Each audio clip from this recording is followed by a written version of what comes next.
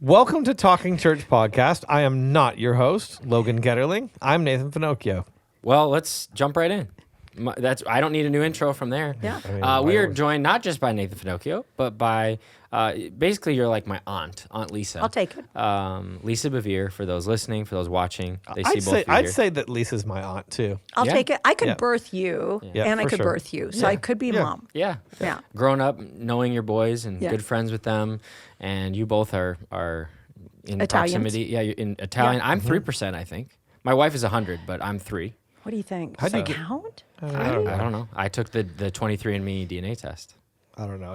It's like a biscotti. It counts. Yeah, I'll Okay. count it. Yeah, you're biscotti. It's what we. Yeah. Well, the reason why both of you are here, we're here at our Sparkle Women's Conference, and both of you have spoken at our conference. We have 2 back-to-back conferences, so that's why you're here. It wasn't just for the podcast. Contrary to popular belief, we couldn't afford to bring both of you in just for this.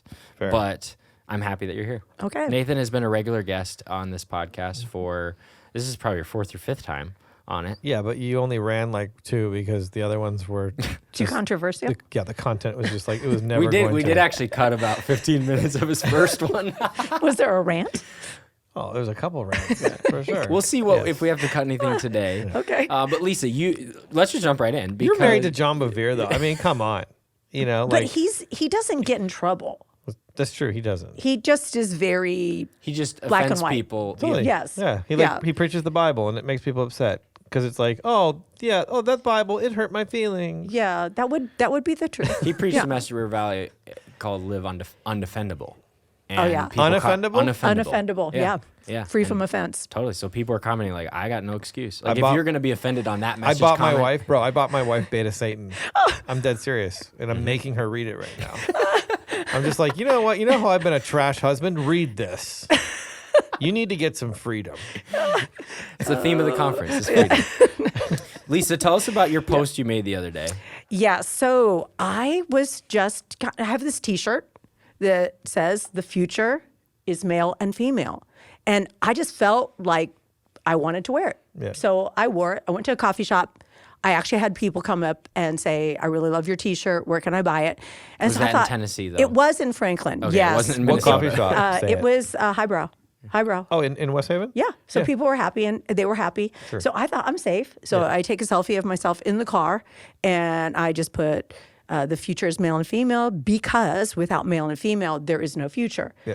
And I was just incredibly shocked by the pushback that I got from Christians Wow. about that post. I heard, that sounds like all lives matter. I heard, you're co-signing with patriarchy. Jesus does not want you to co-sign with the male domination of women. Men don't need to be included. Men know they're included. It went on. No, you guys, it went on and on and on. White, empowered males need to be eliminated from the. People went crazy. Totally. So then I did a little video, and I said, "Okay, let me just explain this." This is on Instagram. Yes, I said this is biology. There is no future without male and female. This is not a racial statement. This is not a anti-LGBTQ. This is not an exclusion of anybody. This is just a statement of truth. And again, people just, you're anti-feminist, you're kind of am. And so I actually thought, if this has triggered this many people, there's something more going on. So I just typed into my Google search, what is the origin of the quote, the future is female? Because everybody thought this is about encouraging women. And I found out that the future of female came from 1975. It was a display for Labris, which is a lesbian separatist group who believed that lesbians should live separate from men and heterosexuals. They have the Labris, which is a double-headed axe, and they also said that the future of female was a call to war and a spell. And Hillary brought it back in 2017 for the campaign, I guess. And so 25% of the proceeds go to Planned Parenthood. And I just thought, Do people even know what they're saying? 25% of the proceeds of the future is female Goes to Planned Parenthood. Yeah, so I mean, right there, Yeah. The all future of is your not female. all of your 'cause- Christian audience have like outed themselves there. It's Yeah. like obviously you don't know anything of what you're talking about, and if you do support that organization knowingly, I mean, like, what? Oh, really? So Crazy. unknowingly, you kind of stepped into the culture war. Obviously, there's a culture war going on all around us. Why do you think Christians, I mean, of the world, I suppose, non-Christians, Yeah. why do you think Christians are getting so confused about this ideology to where, again, God created us male and female. You read Genesis 1, you read Genesis 3, you read all throughout the scripture of the distinction. But why do you think that Christians are becoming confused? Again, there's deconstruction around it. There's people that are lacking understanding of biblical literacy, but maybe we can talk about that. What, as both of you travel, Yeah. both of you are speaking, you have a lot of followers on Instagram that people are sharing opinions with you, as you can tell. Very generous opinions. Yes, but why do you think people are struggling with this? Well, I do feel, I mean, I want you to speak to this as well. I do feel that since the 1960s, women have been trying to be men. And when women try to be men, we shouldn't be surprised that now men are trying to be women. So we've got a crazy world going on right now. And we have forgotten that both male and female carry the image of God, but they carry the image of God in unique and powerful ways. And I feel like what we've done is listen to the lies of the feminist who said, if I want to be a powerful woman, I need to act like a man. Well, I don't want to be a man. I want to know what it is to be a powerful woman. I don't think women acting like men is a position of strength any more than I think men acting like women is a position of strength. We need women to be women and men to be men, but I think we've forgotten what that is. And that isn't only limited to a stay-home trad wife. It would include, I mean, when you look at Proverbs 31, she does it all. She's a busy girl. Yes, and she doesn't ask her husband permission to buy a field. Yep. She has a brain. She considers it. She buys it. Don't She ask, plants it. Just She buy sells. it, Maggie. Yeah, and my husband's kind of that way with me. Yeah. He's like, I don't want to be asked questions that you have a brain for. Yeah, if you're gonna be making me a millionaire, don't ask. Just go and do it, please, love. Yeah, so I mean, I do feel like we have bought into the feminist lie. Yep. I feel like feminists are anti-female because they try to change women into men. That's really good. I'm 1,000% with you. I was gonna say an addendum. I was hoping you would have one of those. Yeah, there's a few. So an addendum. I think that weak women are trying to become men, and weak men are trying to become women. I think that it's a weakness in the character, right? Because if you think of it, embodying feminine traits is really hard work. Yeah. Like, and once again, I'm not going to just limit it to stay-at-home trad wife, but still, like, let's just even go there and just say, like, that is a really beautiful thing to do, to raise children. That's and I freaking hard actually stayed work. home, and people don't know that. Yeah. I breastfed all of my boys till they asked me to stop. Arden was 2.5. I stayed home. I didn't ever travel on Sundays. John was with the boys on Friday night. If I went and did a women's conference, Right. I was back home on Saturday night so I could take the kids to church. I don't think people understand that, and I agree with you, because you're not getting affirmation for staying home with your kids. Yeah. And I remember a thankless job. I used to be a television producer, and I used to make more money than John. And I had my first baby, and I realized I wanted to stay home. And so I said, I'm going to quit my job. We're going to have one car, and I'm going to stay home. And then I remember, I got pregnant with my second son, and I told my husband, I think I need to go back to work. I think I need to, because it was so hard for me to feel like I was winning at home. And John was like, you said when you got pregnant with Austin, you wanted to stay home. I said, pregnant women lie. We are desperate. We just say things we don't mean. He was like, I feel like God wants you to face something. And I felt inadequate, because I had measured myself by being a rep for Eli Lilly, then working in television. And there's nothing I'm happier about now, looking back at my life, than my son's. Wow. Yeah, I mean, it's Chesterton called mothers like the first educators and philosophers. They have to be. They actually have. They're general practitioners in philosophy, because children ask them every crazy question and they have to have an answer for them, so they have to have it's not just the work of the house, it's also the philosophy of raising children. It's just incredible, and it's a hard task. It's and so I think that these masculinity and femininity have been found hard, right, and left untried, because it's like, I have to provide, or I have to do this, or there's responsibility to these. That's the interesting thing of both of these things. It's the responsibility of these callings, because I think that femininity and masculinity are callings. You're called to be a spouse. You're called to be a husband. You're called to be a wife, and it's unique functions. Like the husband loves his wife in a way unique to her love. You know what I mean? Like, and these are the responsibility of the thing to which we're called is just it's like it seems too great, and so it's just like, no, it would be much easier to go and do this. Absolutely, and immediately supported with reward and like, yay, yeah, my achievement is. Totally. And I did believe at one point that I could do it all. So I would, with my first son, he was at daycare, and I went there on my lunch hours, and I nursed him, and I pumped my breast and I just remember my shoulders were attached to my ears. I was like this. I was living like, I'm doing it all. I'm doing it all. And I remember thinking my husband wasn't doing enough. And I was in the shower one night, because I took showers every morning and every night to just try to relax my back. And I remember hearing the Holy Spirit say, "You don't think John's a very good head of the household, do you?" And I said, "I know he's not." And he said, "I've made you the head of the household." And he said, "It's a yoke to you, but it's a mantle to John, Lisa. Throw it off." Because I was working full-time, John was working part-time. I was driving the baby, I was taking care of everything.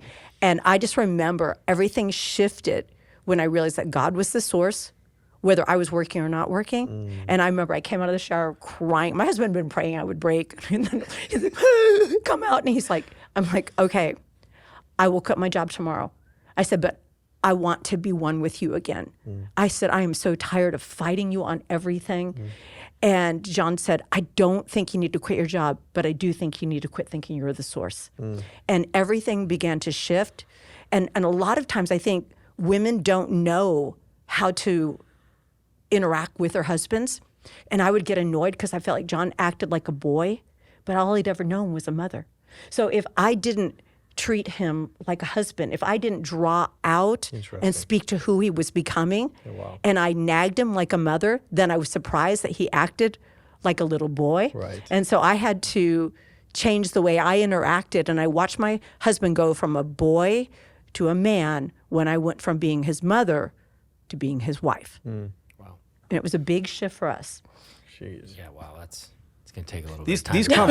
these conversations are so crucial, though, because you're right. What Christianity has to do, it's almost like we need a council on defining what biblical womanhood and biblical manhood are. I know there's resources out there that are actually fantastic on that. I mean, there's the reformers have been hitting that. But even there, it gets kind of confusing. Yeah. But even in the church right now, I mean, The complementarians love to get into there. And you have that egalitarian and complementarian divide. And there's been good work in both camps. But the point is like, but even more so, though, defining, what are those traits, putting scripture to them. You know what I mean? Like what? But it feels to me that we're actually defining, in a lot of circles, the wrong thing, right? Like we're defining the roles, but we're actually not defining the thing, which like, we're not defining manhood and womanhood. What does it mean to be a man? Yeah, the struggle is like, again, what does authority mean in 1 Timothy? What does an eldership look like? What is deacon? Which again, I think those things are important. And obviously, in the church, you have. I mean, in the Christian church in America, you would have full stop complementarians that. I mean, even to the point they're like, you should not even work a job that is sinful for you to work a job. And then you got the other side that's like we should have churches only led by women, right? And they will all call themselves Christians. There's people that say only by women? Not like in response, Okay. response to the patriarchy. Okay. They would say like only led like progressive Lutherans Exactly, or something. exactly. Okay, And like okay. in Minnesota, the Sparkle Creed is what made famous. Not related to Sparkle Conference, but there was this Sparkle Creed of this woman. I don't know what denomination it was, the Lutheran Church maybe, and basically God is a woman and He is trans God because of the Trinity. I mean, that's in our city right here. Why And are it you got not praying more? Well, we need you to come move here. Why'd you move to Tennessee? You need to wherever fill a you're going? super soaker full of anointing oil and just Yes, begin to seriously. spray this. March around the building. thing. But Exactly. I think in the midst of that, we're defining roles. We're not defining the actual identity of who God's made us to be, right? And I Right. think that's part of the problem is you can be a working mom and a stay-at-home mom. You can or one or the other. You can share. Obviously, you're an author. You're a prophetess in a lot of ways. You know, you write these books. You encourage people all over. But it's like, no, I'm not a pastor of a local congregation. Right. And that's great. There's seasons of your life where you're staying at home more. There's Yeah. seasons of your life now where you have grandchildren and Right. you're traveling all over and speaking. But again, those are just roles. That's not an identity of Right. who you are. And so I think that might be part of the problem. That's is we're- really good. We're identifying the wrong things. Yeah. We're not going high enough. Right. Where God says, well, why did He create two different beings? He didn't have to. We're assuming a lot, right. and the world's asking more basic questions. Do you know what I mean? Right. Like, so we're just going, oh yeah, no, we know what a man is. It's just, you know what I mean? Like, it's men have penises and women have vaginas.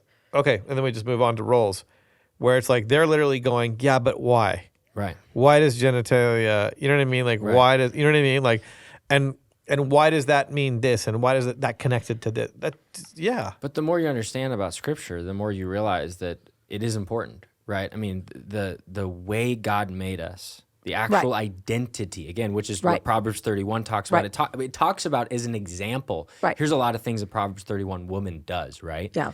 But then when you look at the roles in the New Testament, it's not tying it to full identity. It's tying it to here's an example of it. And I think we're like grabbing a hold of the examples and we're missing the point of the whole conversation, which is two distinct beings. When you think about teaching this and maybe some of those things that people are missing, what are things you both have learned in this process that have said, okay, this is what biblical manhood, biblical womanhood is, and maybe this is what it isn't. Yeah, I mean, for me, I'd probably start in Genesis 2. Well, I guess I do Genesis 1, 26 to 28, fourfold purpose of God. You know, the Imago Dei. And then I go to Genesis chapter 2 and I talk about how God made a garden and then made a guy to take care of his garden. You know, so talking about how Adam first exists in relationship to God. Adam is to reflect the character of God, but that will be from the proximity of the relationship. You know what I mean? Relationship, character, then comes function, and then comes reproduction. That's the fourfold purpose of God. And so, that relationship and that character part, that's where we get the identity part, right? Mm-hmm. And so, yeah, I emphasize those, and I in Genesis 2, function, once again, that's the family business, right? Mm-hmm. If I have a Finochio, they have my last name. That's relationship. Mm-hmm. Then they learn that Finocchios don't throw their breakfast at the dinner table, so they have to become a Finocchio, right? There's a process of becoming a Finocchio. You have my last name, but you need to become a Finocchio. Yeah. And then you start to learn the family business, right? And so, like you were talking about, we're talking about the family business without talking about proximity and talking about character, right? And so in Genesis 1 and Genesis 2, that's where a lot of that work needs to be done, where we're getting back to, when Jesus was asked about marriage, he talked about Genesis 1 and 20 and 2, right? And he talked about, and he identified male, female. Mm-hmm. That's how God made them. And then he begins to talk about the function, or rather the character of, right? God made them in his image, right? He made them male and female. There's the image. And he begins to talk about their relationship and their proximity with one another. This is, I have a friend, he's a psychologist. His name is, he's a great many things. His name is Jim McNeish. And he believes that the personality doesn't exist outside of relationship. Like, it's kind of like if a tree falls in the forest Right. and nobody's there to No, hear that would it. make sense because they're not relating to anything. Well, exactly. Yeah, that would Like make almost sense. like you can put on a face of a totally different person if you're talking to someone. You're like if I was talking to Lisa, I'd never met her, versus talking to your spouse or something. Have you ever like seen somebody from high school and you just revert back to that idiot that you were when you were 16? It's like, and then you're walking away and you're crying. You're like, what was that? You know, it's like That's why I don't know class yeah. reunions. So that's just the personality, and the personality exists to protect itself from other people and navigate the world of relationships. Right? That's literally what the personality is. The personality Is a projected. it's just a protective cocoon. That's all it is. And so our humor, like a lot of these different things, it's how we process the pressure of relationships and how we protect ourselves from people, because all of the harm in life is from people and their words and the things that we do and the things that they say. Da da da da. So long story short, his theory is that I mean, even if you look into Jungian psychotherapy, the 5 stages of childhood wounding, it's all from what the parent did. You know, if you sleep train your kid, you mess them up this way. If you don't sleep train your kid and they're sleeping with you until they're 12, you mess them up this way, right? So which mess up are you going to do? Right? You're going to have codependency, or are you going to have this completely independent, psychopath who can't build relationships at all, right? All that to say, though, it's all of those. The 5 stages of childhood wounding that shape the ego and shape personality, they're all from relationship, the context of relationship. So, and it's actually interesting, if you think of the personality it only exists in relationship. Spiritual maturity only happens in the context of relationship. Mm-hmm. So the character of Christ is only formed in relationship. The reason why I bring all that up is to say that Adam and Eve have their identity somehow, firstly, in relationship to God, right? That's the first identity marker, right? But somehow it really matters about their relationship to one another. So I'm a man because I'm not a woman, but I'm a man in relationship to who you are as a woman, right?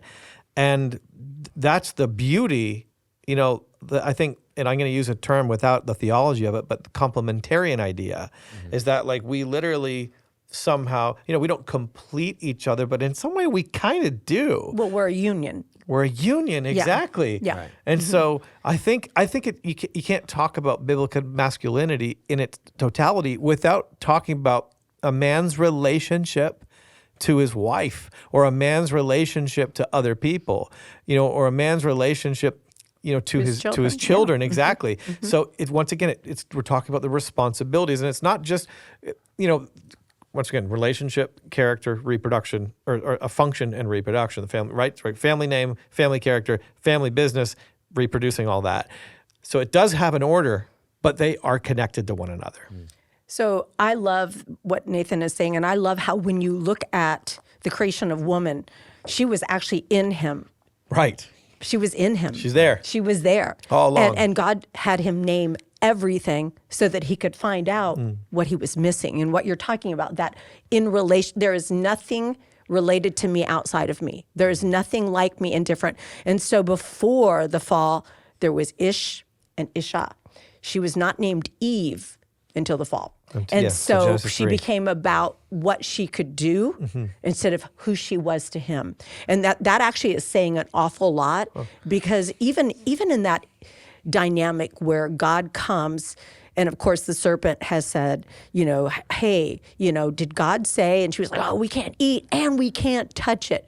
She adds something to it, which we have to remember, she wasn't there when the original don't eat of this tree. Hey, you're the guardian.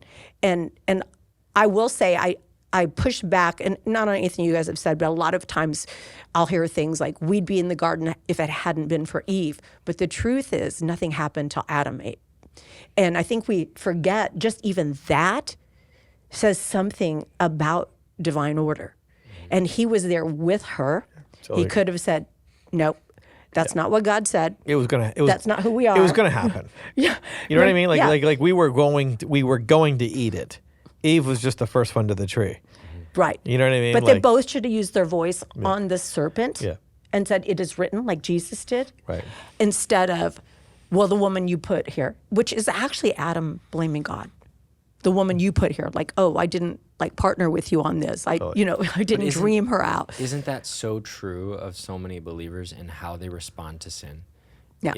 They respond to blaming God, right? Yeah. If only you wouldn't have made my life so miserable, I wouldn't have done that. If only this, right? The pushback that you're getting, from that is just Genesis 3 pushback.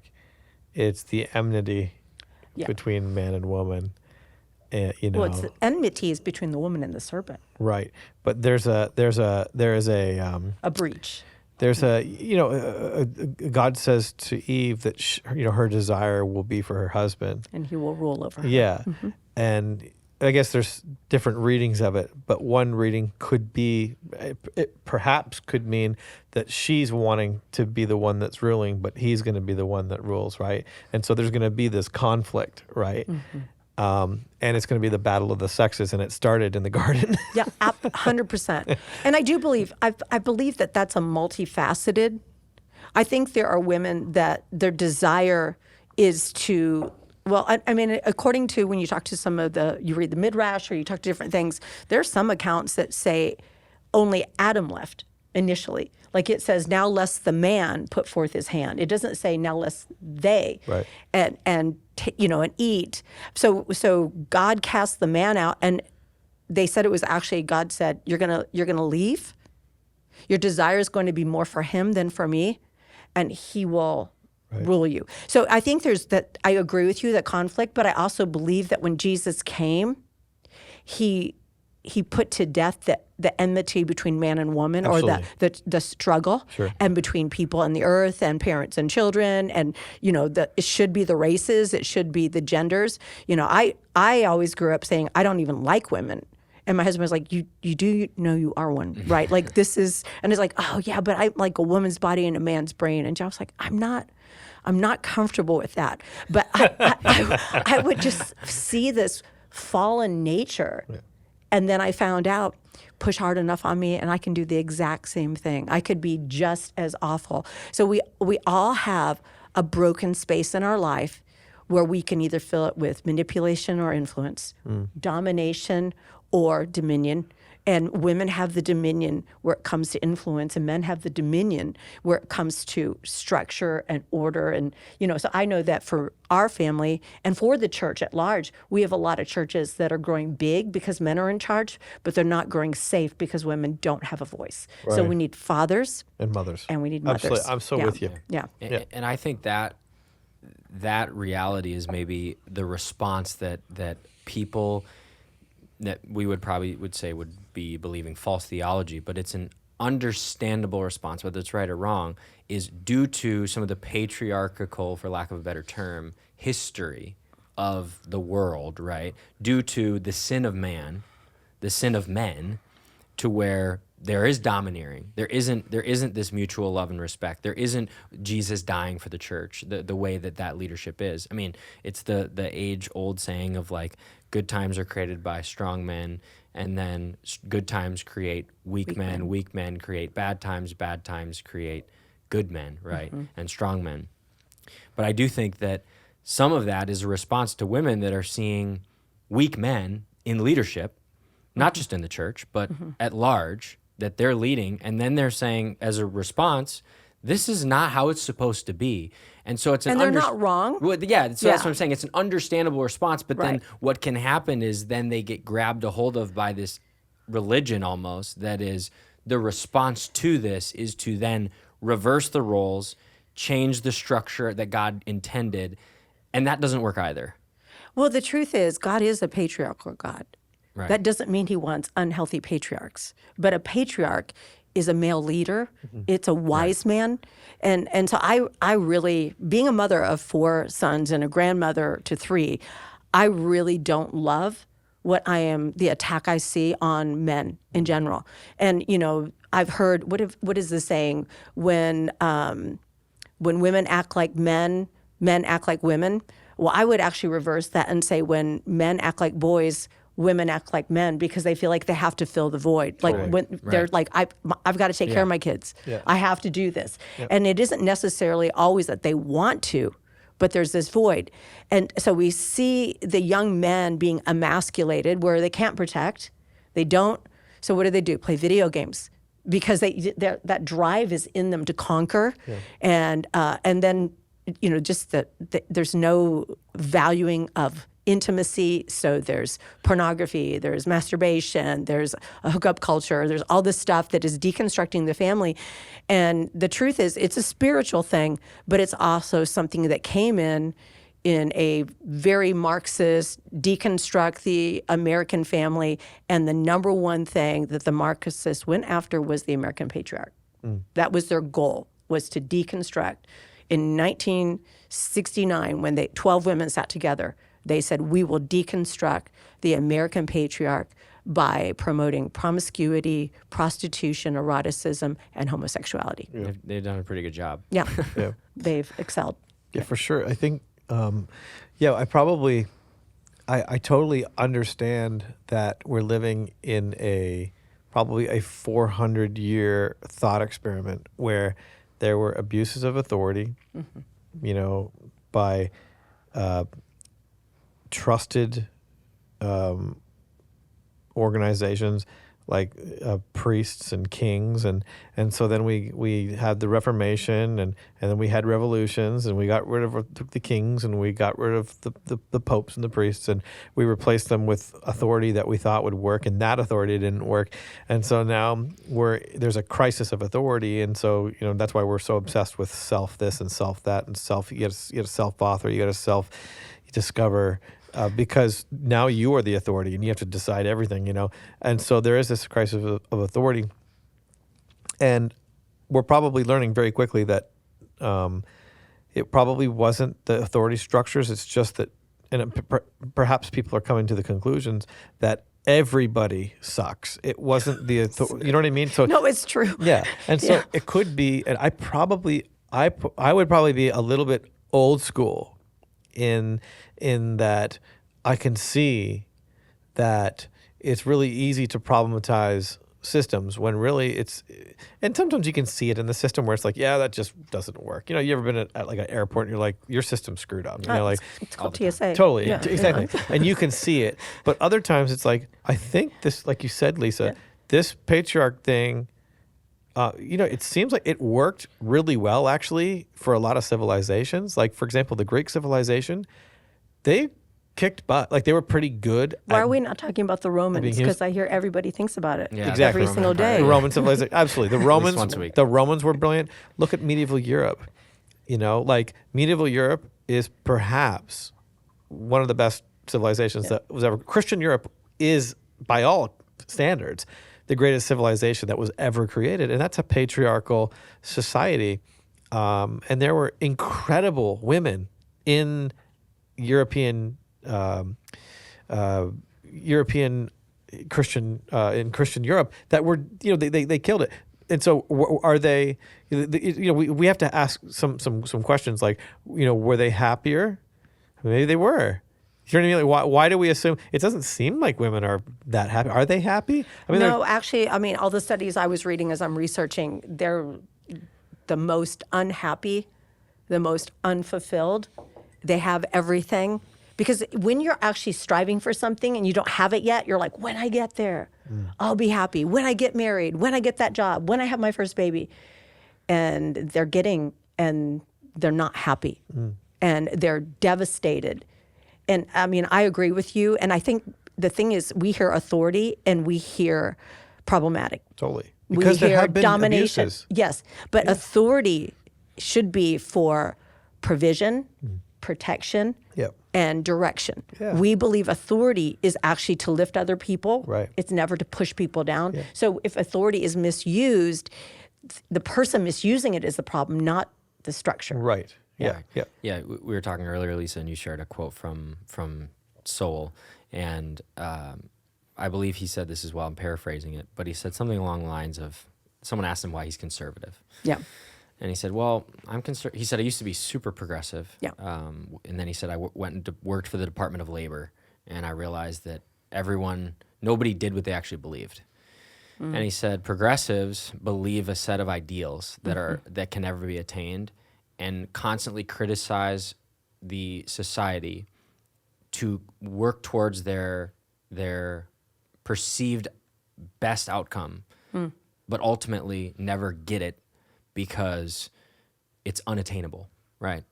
Well, Because that's intentional. Right. Because, Right. But because you have to people, have chaos. Because right. people always suffer, right? Right. In any, I mean, you talk about all those empires. There were certainly people that suffered. There were certainly people that struggled. But in America, there are people, I mean, you go to Skid Row in LA, there's people that are suffering. However, it's the greatest everywhere. society that's ever been built due to equality. But he said, the reason why I became conservative, and again, I'm not meaning this to be political, but it kind of is I realized that conservatives understood the world as there is no perfect ideal, and that we are in a system of equally bad, or not equally bad outcomes, but bad outcomes, and our job is to pick the least bad outcome for the most amount of people. And I think that we as humans, that's the best we can do. Now, God is outside of that. But when I look in 1 Samuel, when Israel's begging for a king, God's like, Let me tell you what's going to happen. I'll give it to you, Yeah.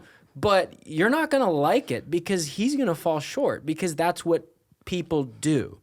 And since that point, when Saul, I mean, the hiding man is the first king, right?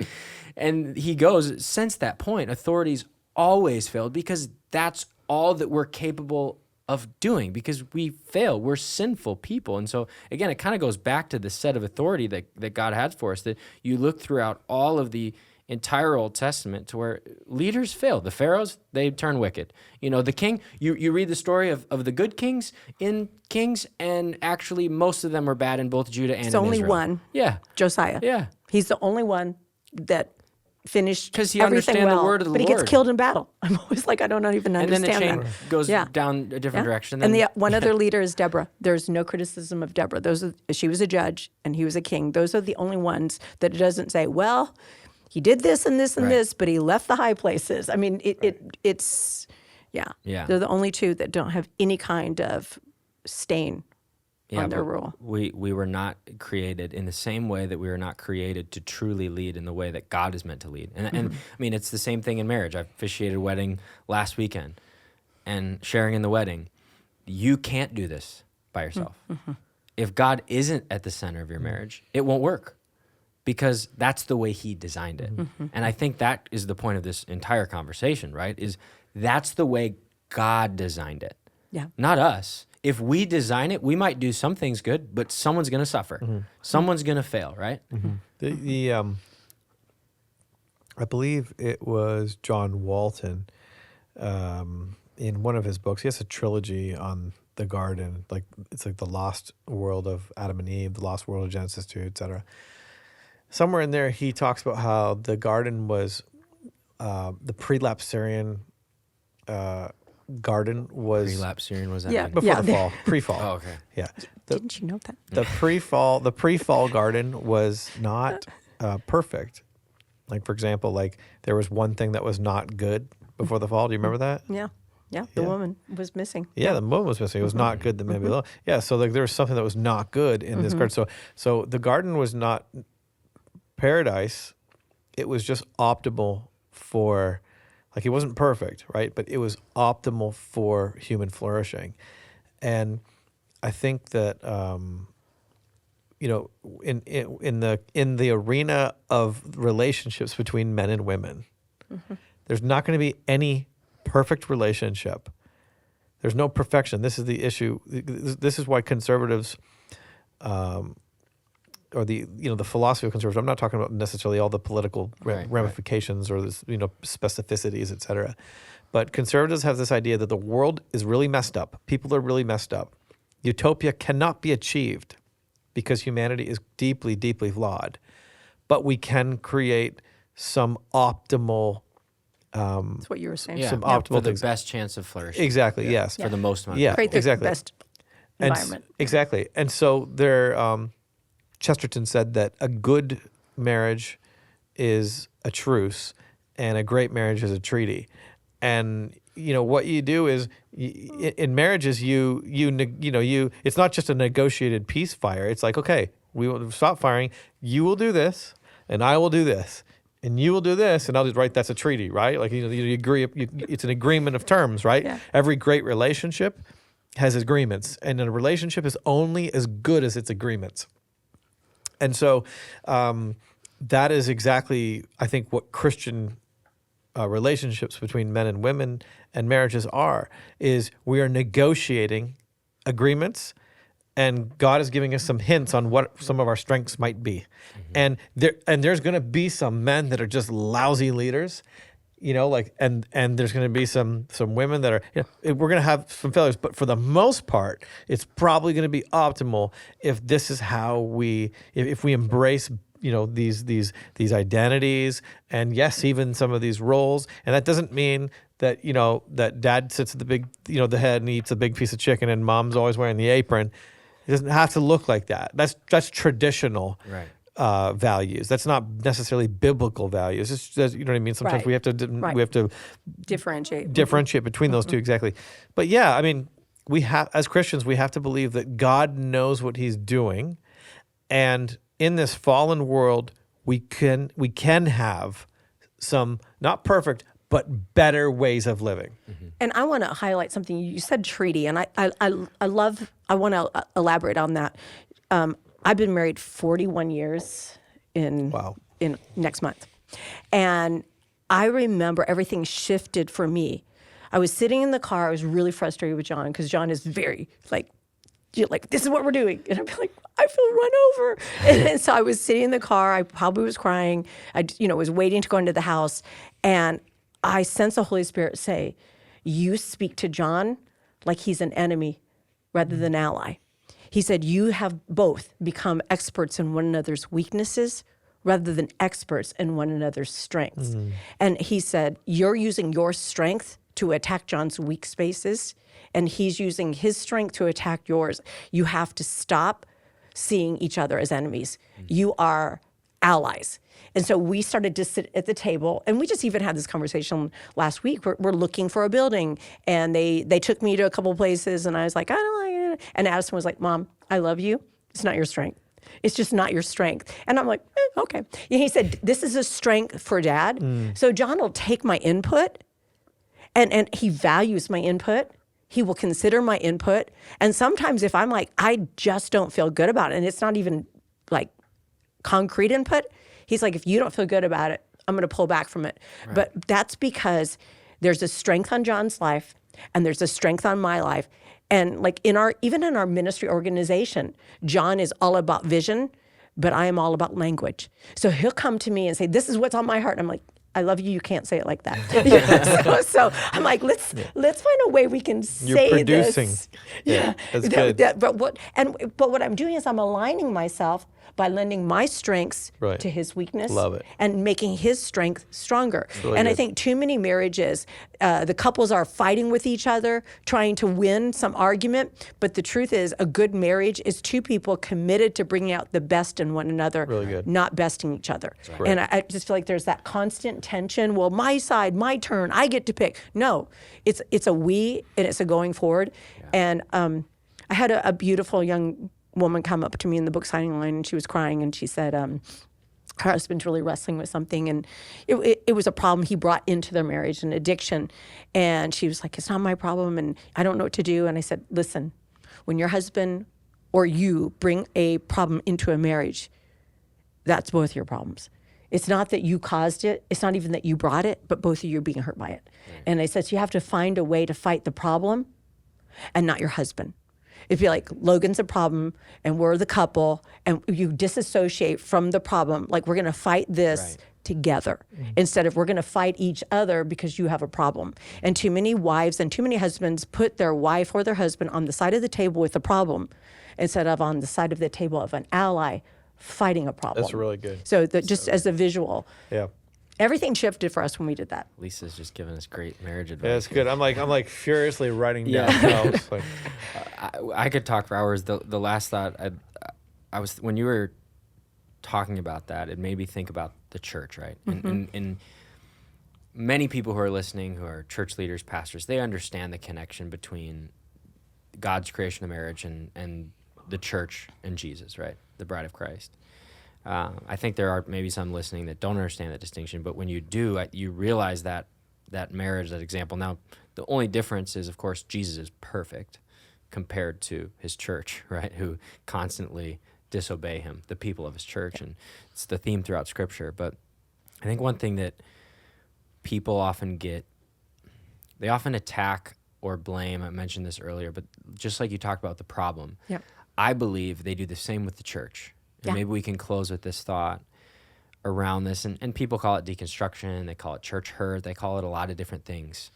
But they put the problem on the same side as Christ or the same side as the church. Yeah, the one person or the one doctrine or the one Right. experience. Yeah. So I think maybe if you guys could close with the thoughts on that, to say how, obviously it's a mistake to do that, right?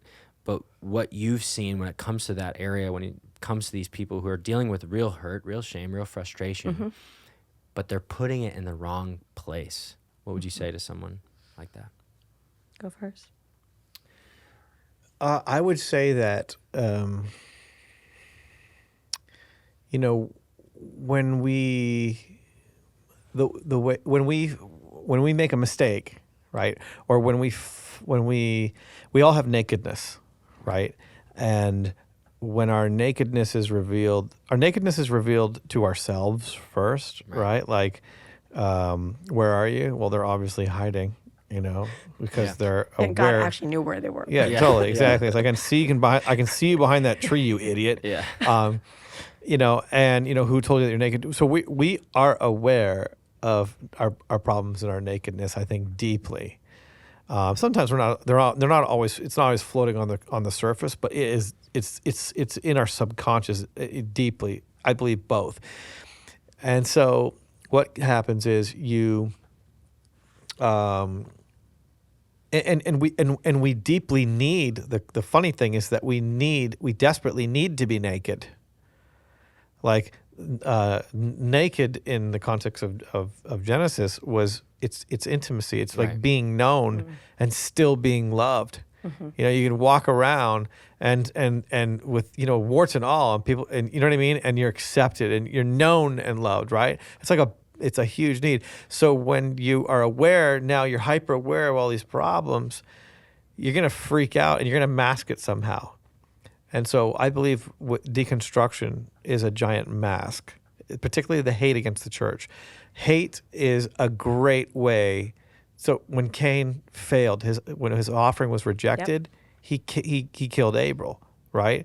It's like he's like the first deconstructor, right? This is my nakedness. I'm a failure with God, and so now Abel must die. And that to me is what deconstruction is. Abel has to die. I have to assassinate the church. I need to assassinate my brothers because I've failed at the altar.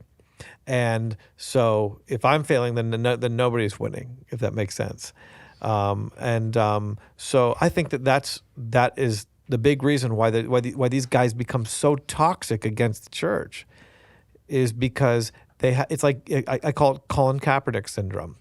You get rejected from the NFL because you just weren't that good. So now you have to problematize every layer of the NFL while desperately wanting to be a part of the NFL still.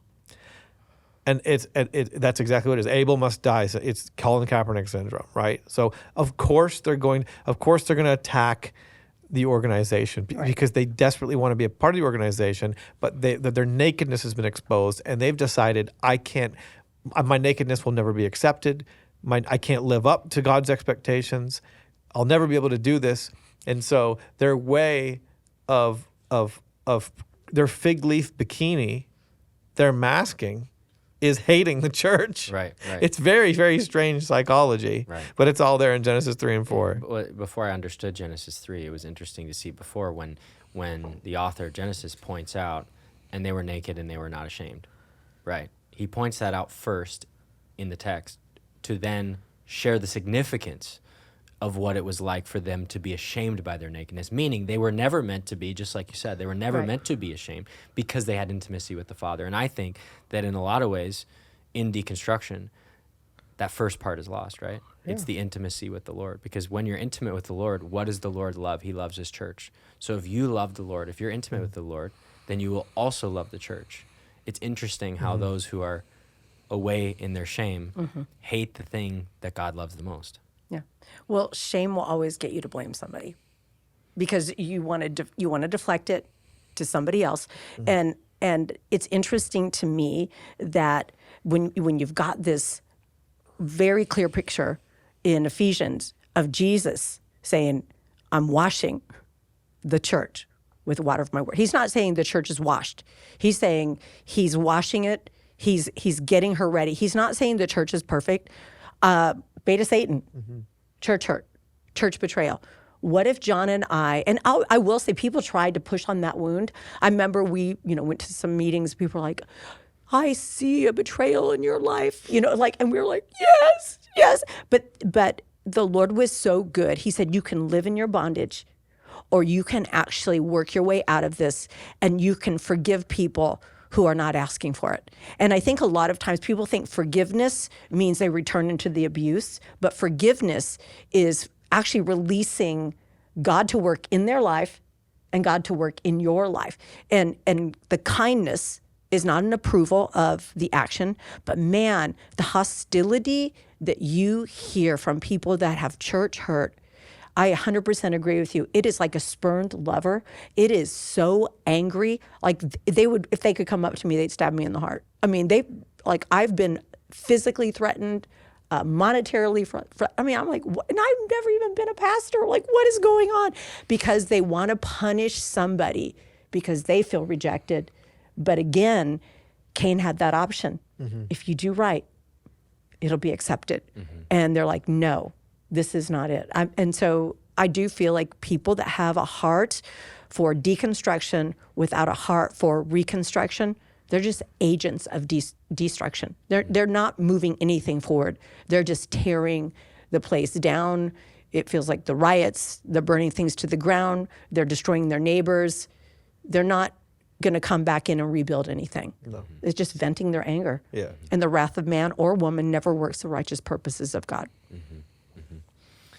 Everything she just said. No. It's so well said. This conversation has been amazing. I was looking forward to it, and it was even more than I could have hoped. And I think this is going to help a lot of people. Is this a real piece of wood, by the way? Or has this been fake the whole time? I feel like it's real. Look, you can I- feel it. yeah. I got can dental attest marks. because I made this table. So. Did you actually? really? Yeah, I did. Thank you for giving me that. Are you dead chance. serious? I'm serious. Yeah. I love it. Yeah, this You walnut. you actually do this? Yeah. Oh, you mean you assembled this? No, like I bought the wood like raw and then Sand planed it? You planed did, Logan Yes, Ketterling. I did. I'm impressed, my guy. Yeah, thank you. That's some like. That's why it was good. It's exactly. this- I'm like this- going like, this is a Yeah. cool table. Well, Thank you God for is that, so good. That plug at the end. yeah. Logan's Tables. Yeah, thank you. You always have that to fall back on, buddy. That's true. That's true. This If whole if church the thing podcast doesn't work out. Yeah. But thank you for being here today. And this is 2 years of the podcast. So this is our 2 year Well, celebration. congratulations. So Happy birthday to you. Yeah. thank you for Yeah. this conversation. And Nathan just had his 10-year anniversary. I did. Yeah. And you I'm doing did. the 41. 10-year anniversary of 41? your marriage. Yeah. You're 31 ahead of me. I am. You're never going to catch up. No, I will probably won't. Well, let's wrap it up. You still have to preach today. I do. Thank you for this conversation. And until next time.